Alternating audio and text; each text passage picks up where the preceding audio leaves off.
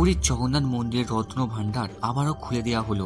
2018 সালে খোলার চেষ্টা করা হয়েছিল, কিন্তু কেন খোলা হলো না এবং এই বেসমেন্টের ভিতরে কত গুপ্তধন আছে, পুরীর মন্দিরের গুপ্তধনের রহস্য বা কি, আসুন জেনে নিন এই ভিডিওর মাধ্যমে।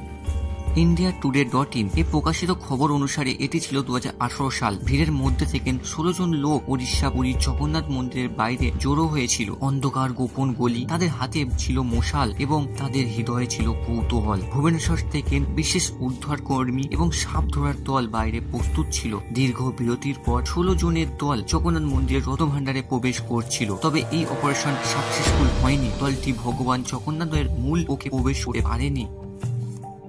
জগন্নাথ পুরীর রত্নভাণ্ডার শেষবার 1985 সালে খোলা হয়েছিল। এতে ভগবান জগন্নাথ, বলভদ্র ও দেবী সুভদ্রার অলঙ্কার, সেই সঙ্গে সোনা ও রূপোর পাত্র রয়েছে। এই গুপ্তধন খুলতে ওড়িশা সরকারের অনুমতি নিতে হবে।